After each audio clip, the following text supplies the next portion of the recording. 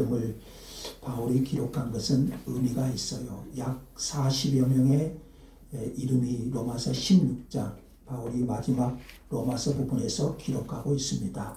바울이 이렇게 많은 사람들의 이름을 일일이 기록한 이유는 그들의 수고를 기억한 것입니다. 또한 우리도 그런 사람과 같이 되라는 교훈이기도 합니다. 이들은 더없이 소중한 교회의 일꾼들이었습니다. 바울을 중심으로 하나 되어 주님을 위해 최선을 다하고 생명을 바쳤습니다. 성경에는 이런 믿음의 사람들만 나오는 것이 아닙니다. 바울 곁을 떠난 데마라는 사람도 있었고 바울을 심히 괴롭히고 해를 끼쳤던 구리 세공업자 알렉산더도 있었습니다. 오늘 우리는 주와 복음을 위해서 어떤 사람이 되어야 될까요? 오늘 2022년을 이제 정리하면서 2023년을 출발하는 저와 여러분들에게 이 말씀이 도전이 될 수 있기를 원합니다. 먼저 1절을 한번 보시면 누가 나옵니까? 갱그레아 교회의 일꾼으로 있는 우리 자매 베베 갱그레아 교회의 일꾼인 베베를 추천하면서 그를 합당한 애절로 영접하고 도와줄 것을 부탁합니다. 자, 로마서는 바울이 로마 성도들에게 보낸 서신이지요. 갱그레아는 고린도 지역에 있는 항구입니다. 베베는 이 갱그레아 교회의 일꾼이었습니다. 우리 성경에는 일꾼으로 번역되어 있지만 다른 번역에는 집사로 되어 있습니다. 집사라는 뜻은 먼지를 뒤집어 쓰는 자, 그게 집사예요. 베베는 교회의 먼지를 뒤집어 쓰는 일꾼이었습니다.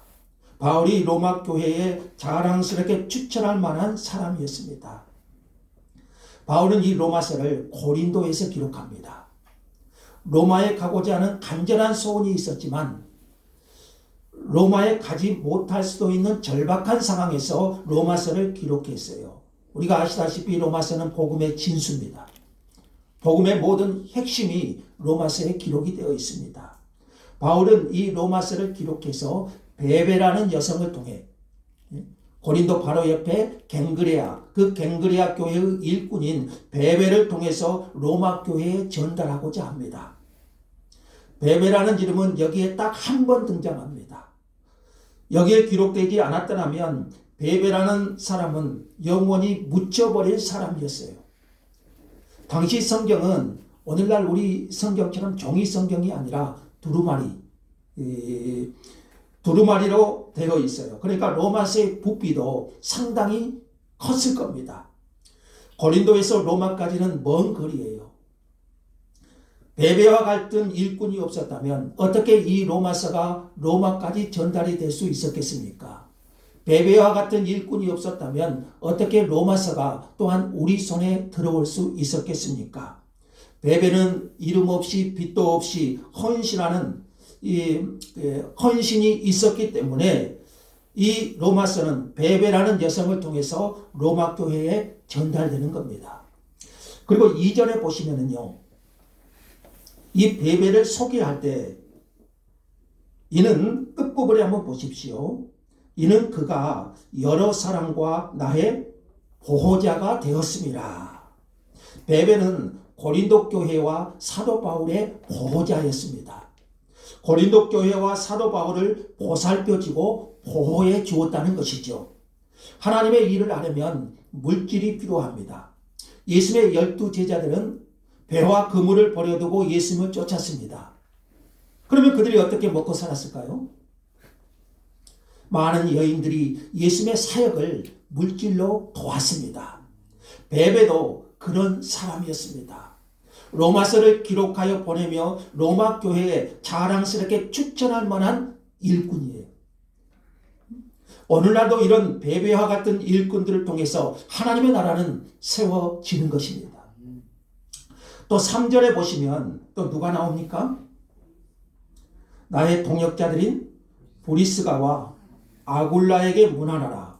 브리스가와 아굴라 부부가 등장합니다. 너무 잘 아는 사람들이죠. 브리스가는 브리스길라를 줄여서 애칭으로 사용된 말입니다. 사도행전 18장 2절에 보시면 로마 글라우디오 황제 시절에 유대인들을 로마에서 떠나라는 추방령을 내립니다. 로마에서 모든 유대인들은 떠나라는 추방령이 내려집니다. 이때 이들은 로마에서 쫓겨나서 고린도로 오는데 고린도에서 사도 바울을 만납니다. 바울로부터 복음을 듣고 여기서 크리스찬이 됩니다. 그렇다면 로마에서 쫓겨나야 했던 불행이 오히려 고린도로 와서 바울을 만나게 되고 바울을 통해서 그리스도의 복음을 듣게 되고 예수를 믿게 되는 계기가 되었다면 그것 또한 하나님의 섭리죠.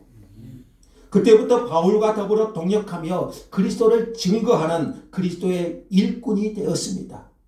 하나님은 모든 것을 합력하여 선을 이루시는 분이시지. 브리스가와 아굴라는 바울의 정도로 예수님을 영접한 후에 일생 동안 바울을 따라 동역합니다. 바울이 1년 6개월 동안 고린도를 개척할 때 바울의 사역을 도왔습니다. 고린도 개척을 마치고 안디옥 교회로 돌아갈 때 이 부부가 동행합니다. 바울의 3차 전도여행 때 에베소 두란노손에서 제자 양성할 때 브리스가와 아굴라는 이 소식을 듣고 에베소로 이사를 합니다. 그리고 바울을 도와요. 바울이 에베소에서 제자 양성을 하고 로마 선교의 비전을 갖지요. 내가 로마도 보아야 하리라. 그 로마 선교의 비전을 가졌을 때 브리스가와 아굴라 가정은 바울의 로마 선교 비전을 듣고 바울보다 먼저 로마에 가서 준비를 합니다. 이후에 브리스가는 에베소로 옮겨옵니다. 이때 에베소는 디모데가 사역을 하고 있었는데 심약한 디모데를 돕고자 하기 위함입니다. 그들은 전적으로 교회를 중심으로 살았고 복음 전하는 일을 최우선적으로 한 부부였어요. 오늘날은 어떻습니까? 좋은 학군을 따라서 이사하잖아요. 직장을 따라 이사하든지 삶의 질을 찾아서 이사를 하잖아요. 브리스가는 복음을 중심으로 옮겼던 것이죠. 또 4절에 한번 보시면은 4절 한번 읽어볼까요? 4절 다 같이요. 그들은 내 목숨을 위하여 자기들의 목까지도 내놓았나니 나뿐 아니라 이방인의 모든 교회도 그들에게 감사하느니라. 이들은 바울을 위해 자기 목까지도 기꺼이 내어놓을 수 있는 사람들이었습니다. 바울은 얼마나 행복한 동역자들을 가지고 있었는지 모릅니다. 갈라디아서 4장 15절에도 이런 말씀이 나와요. 갈라디아 성도들은 저희는 눈이라도 빼어질 정도로 나를 사랑했다. 이런 기록이 나옵니다. 바울을 섬기는 것이 곧 하나님을 섬기는 일이라고 생각했습니다. 이들로 인해 바울은 방탕한 고린도 도시를 개척할 수 있었고 우상 숭배가 가득한 에베소를 개척할 수 있었고 후에 로마에 가서 복음을 전할 수 있었던 거예요. 이 모든 배후에는 한 가정에 이런 헌신적인 동역이 있었던 겁니다. 또 5절에 보시면은요. 또 저의 집에 있는 교회에도 문하라라 있습니다. 저의 집에 있는 교회는 브리스가와 아굴라 집에 있는 교회를 가리킵니다. 당시 로마 교회는 오늘날 같은 이 예배당에 모여서 예배하는 것이 아니라 가정에 모여서 이 가정교회 형식으로 예배를 드렸어요. 브리스가와 아굴라는 가정을 개방하여 예배를 드렸습니다. 그들의 영향으로 로마에 많은 가정교회들이 생겨났습니다. 10절에 한번 보시면은 10절에 보시면 아리스토볼로의 권속들 그리고 11절에 보시면 나기스의 가족 중 주 안에 있는 자들 그리고 14절에 보시면 허마와 함께 있는 형제들 또 15절에 얼룸바와 함께 있는 모든 성도 이것은 다 가정교회를 말합니다. 가정을 개방하여 예배를 드리고 교제를 나누는 일은 쉽지 않습니다. 그래서 바울은 그들을 믿음의 동역자라고 말합니다. 동역자는 우리말로 하면 함께 일하는 자. 무엇을요? 복음을 위해서. 바울과 함께하며 동역했던 이 가정을 성경은 영원히 칭찬하고 있습니다. 특히 16장에는 여성들의 이름이 기록됩니다. 당시 유대인들은 여자들의 수고를 인정하지 않았습니다. 그런데 본문에는 제가 세어보니까요, 약 9명의 여자들의 이름이 나옵니다. 3절에 바울을 위하여 자기 목까지도 내어놓았다고 칭찬한 브리스가, 그리고 6절에 한번 보시면 너희를 위하여 많이 수고한 마리아, 그리고 12절에도 한번 볼까요? 주 안에서 수고한 두루베나 두루보사, 이 사람들은 쌍둥이입니다. 두루베나 두루보사, 그리고 주 안에서 많이 수고한 버시. 바울은 이들에게 수고했다, 많이 수고했다, 이렇게 했습니다. 또 7절에는 나와 함께 갇혔던 유니아가 나오고, 그리고 15절에도, 자, 좀 따라가 보십시오. 15절에도 율리아와 네레오가 나옵니다.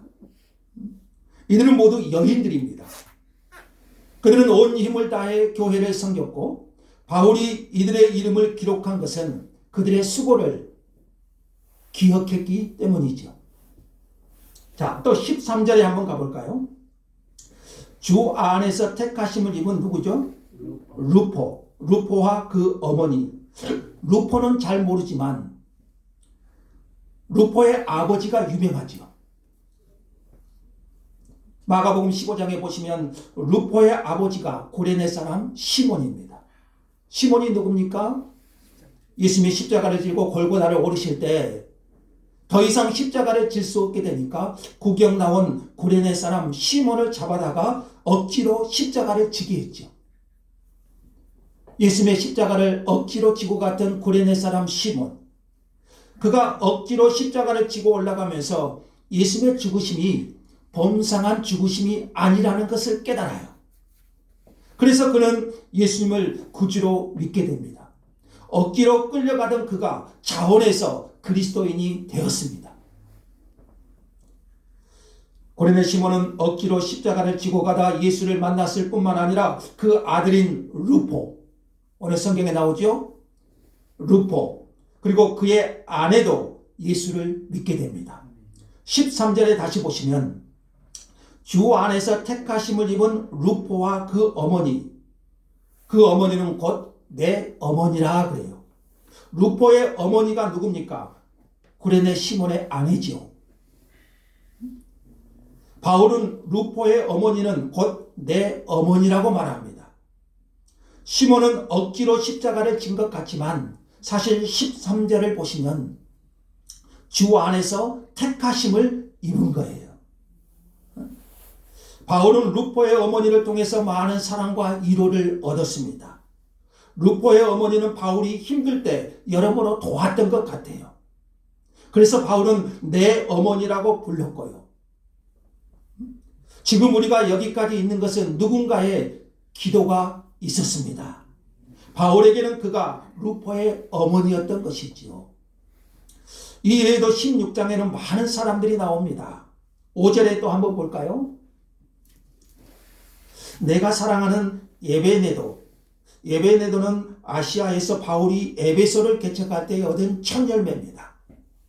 그리고 바울은 내가 사랑하는 에베네노, 이렇게 말했고, 또 7절에 한번 볼까요? 안드로니고와 유니아라는 사람이 등장하는데 이들은 바울의 친척이었습니다. 나보다 먼저 그리스도 안에 있는 자라고 한 것을 보면 바울보다 먼저 예수를 믿은 사람 같아요. 이들이 먼저 예수를 믿고 바울을 위해서 얼마나 기도를 많이 했겠습니까? 바울의 핵심 배후에는 바울이 믿도록 기도한 이런 가족들이 있었다는 것을 볼 수가 있고요. 또 7절도 한번 볼까요? 7절에 보시면 나와 함께 갇혔던 말씀이 나오죠. 나중에는 바울이 받는 고난에 동참하고 그리스도를 중심으로 그리스도를 증거하는 삶을 살았음을 알 수가 있습니다. 16장에는 귀족들의 이름도 나옵니다. 10절 한번 봅시다. 10절에 보시면 아리스토블로가 등장하고요. 11절에는 또 누가 나오냐면요. 나기수가 나옵니다. 그리고 15절에는 네레오라는 사람이 나옵니다. 보시면 따라가 보십시오. 자, 이들은 모두 로마 귀족들입니다. 아리스토블로는 헤롯 왕의 손자로 알려져 있습니다. 그리고 나기수는 이 클라우디오 황제 때 그 클라우디오 황제의 개인 비서로 나와 있습니다. 그리고 네레오라는 사람은 이 도미티아스 황제 때 그 아래 우리 총리와 같은 역할을 했던 집정관 클레멘스라는 집정관의 비서 역할을 했던, 그러니까 오늘날 하면 국무총리의 비서라고 볼 수가 있어요. 이들은 모두 로마 귀족이었다는 공통점이 있고요. 동시에 기독교가 잔인하게 핍박받고 있던 시대에 이들이 예수를 믿었다는 사실. 우리보다 훨씬 힘든 환경에서 이들은 예수를 믿고 그리스도를 만나고 그리스도 안에 살아가면서 그리스도를 증거하는 그런 사람들이었어요. 또 8절에 한번 보시면 또 누가 나오냐면요. 암블리아라는 사람이 나옵니다. 9절에 보시면 우르바노와 스타구가 나옵니다. 그리고 14절에 보시면 허메라는 사람이 나옵니다. 그리고 15절에 보시면 빌롤로그와 율리아가 나옵니다. 자, 이 이름은 당시 노예들에게 흔히 사용된 이름이었습니다. 그러니까 16장에는 로마 귀족들도 나오고요. 이런 노예, 이들은 모두 노예 출신 크리스찬들로 여기 위에는 특별히 나오지는 않습니다. 그런데 바울은 이들을 향해서 8절에 다시 보시면 주 안에서 사랑하는 암블리아, 노예 출신들이죠. 그리고 19절에도 보시면은요. 그리스도 안에서 우리의 동역자인 우르바노와 나의 사랑하는 스타구. 그리고 14절에도 보시면 그들과 함께 있는 형제들. 이렇게 말했어요. 그리고 특별히 10절 한번 봅시다. 제가 10절은 참 좋아하는 말씀인데 10절 한번 읽어볼까요? 10절 다 같이요. 그리스도 안에서 인정함을 받은 아벨레에게 문안하라. 여기까지. 그리스도 안에서 인정함을 받은 누구죠? 아벨레. 아벨레에 대해서는 성경에 기록이 전혀 없습니다. 그런데 너무 아름다운 이 한마디 선언을 보십시오. 그리스도 안에서 인정함을 받은 누구? 아벨레. 그리스도 안에서 인정함을 받은 아벨레. 여러분이 일평생 주님을 섬기다가 언젠가는 주님 곁으로 갈 것인데 저와 여러분은 언젠가는 주님 곁으로 가야 되지요. 그럴 때 우리의 생애가 끝났을 때 주님 앞에서 남을 수 있는 한마디가 뭐겠습니까? 여러분 뭐겠습니까? 그리스도 안에서 인정함을 받은 아벨레. 정말 아름다운 한마디 선언 아닙니까? 언더우드 선교사님은 그의 묘비에 이렇게 써있대요. 일생 동안 주를 따르려고 한 사람.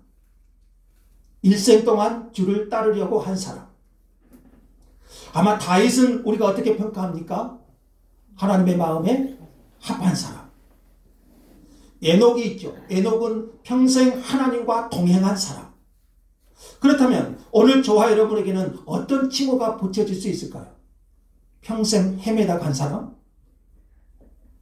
정말 이 한마디 한마디가 우리 생애를 마치는, 우리가 믿음 생활하고 주님께로 갈 때 우리 생애가 마지막으로 끝나갈 때 우리의 신앙을 한마디로 표현할 수 있다면 여러분 어떤 표현이 되겠습니까?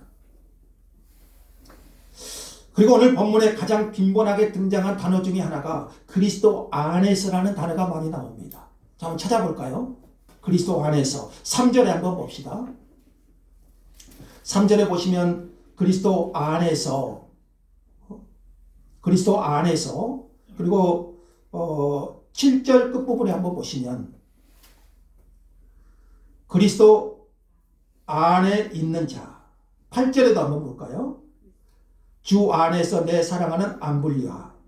그리고 9절에도요. 그리스도 안에서. 10절에도요. 그리스도 안에서 인정함을 받은 아벨레. 11절 마지막 부분도 볼까요? 주 안에 있는 자들.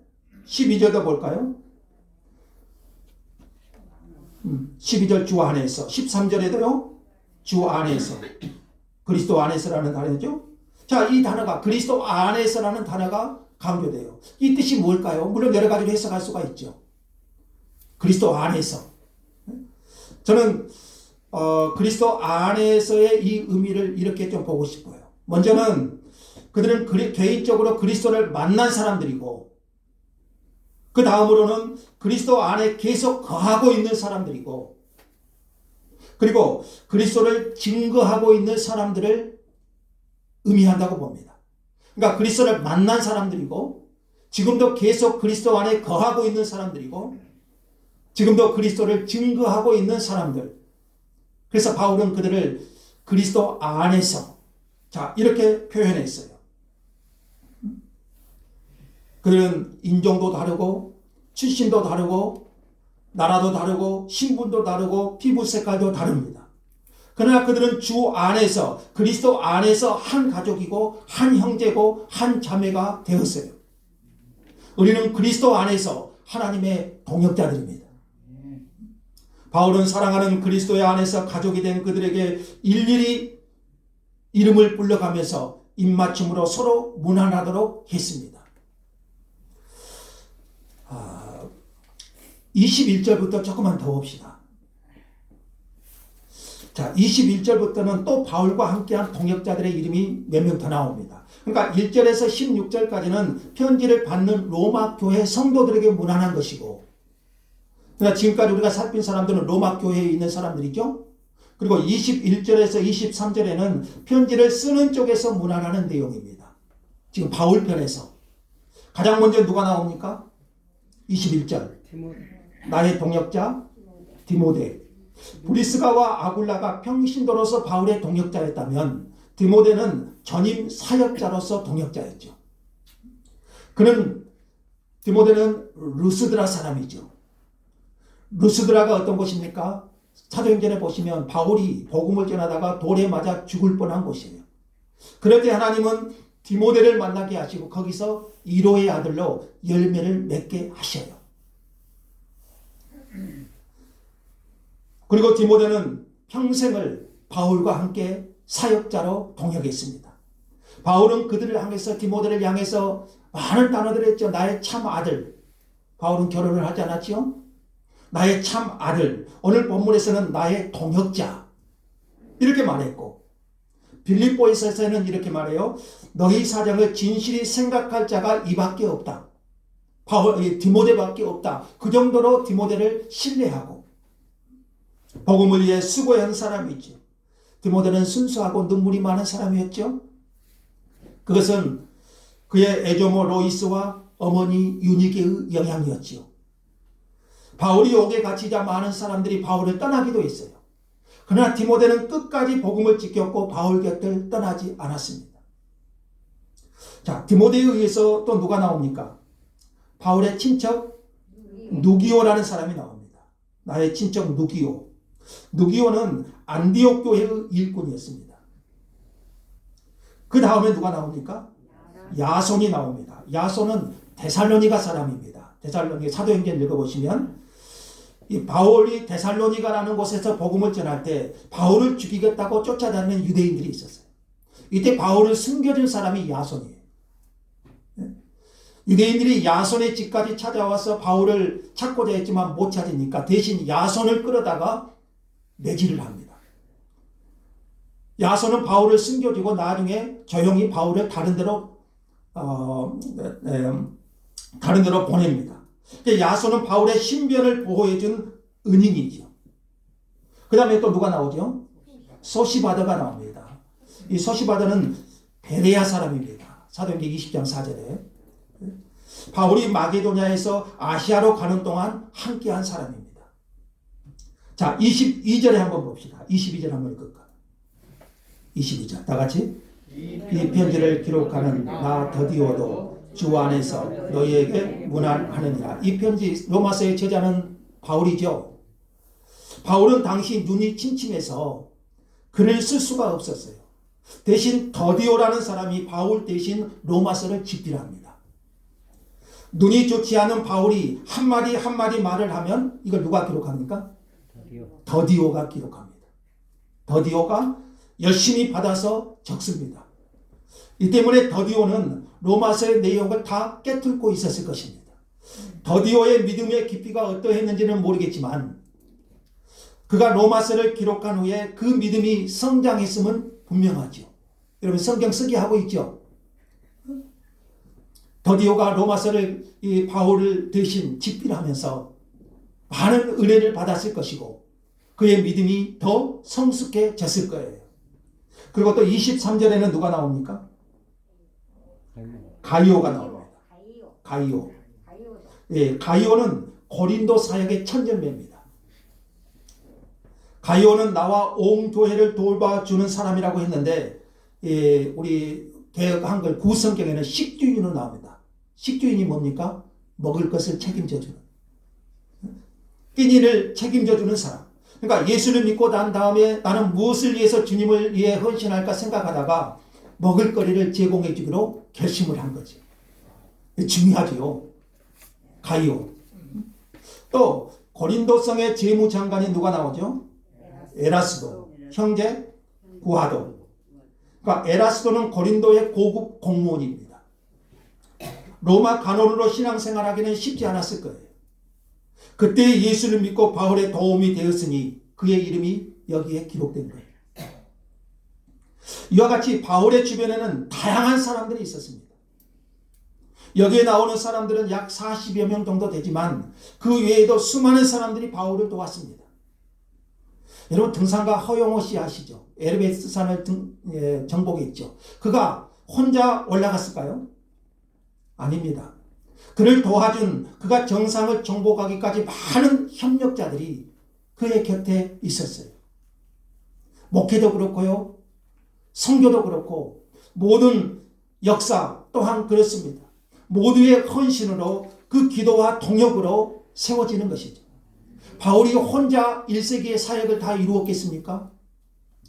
바울을 동역하는 수많은 이런 기도자들, 헌신자들, 동역자들이 있었기 때문에 가능한 것이었지요. 바울은 그런 사람, 이 한 사람 한 사람의 수고와 헌신을 잊을 수가 없어서 안부를 전하는 겁니다.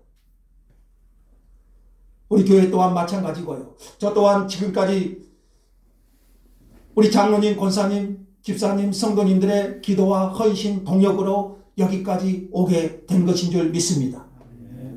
한 사람 한 사람 이름을 열거할 수는 없지만 우리 모두는 복음의 동역자들입니다. 로마서 16장에 기록된 이 복음의 동역자들, 바울은 한 사람 한 사람 이름을 열거하면서 그들의 수고를 또한 기억하고 감사한 것이죠.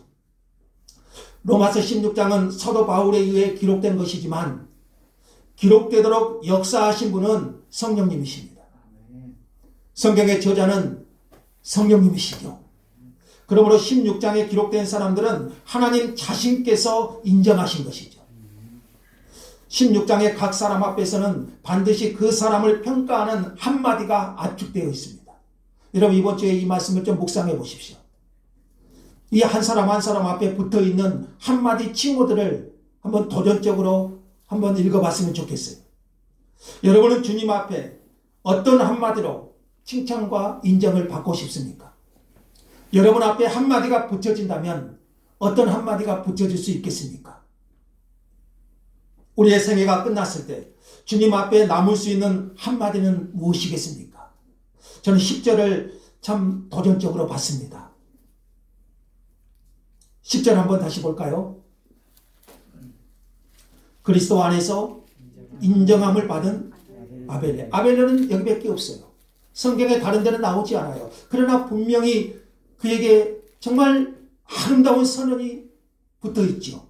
그리스도 안에서 인정함을 받은 아벨레. 여러분 앞에 이 수식어가 달린다면 또 다른 이 16장에 기록된 이 한 사람 한 사람 앞에 달린 이 수식어들을 한번 보세요.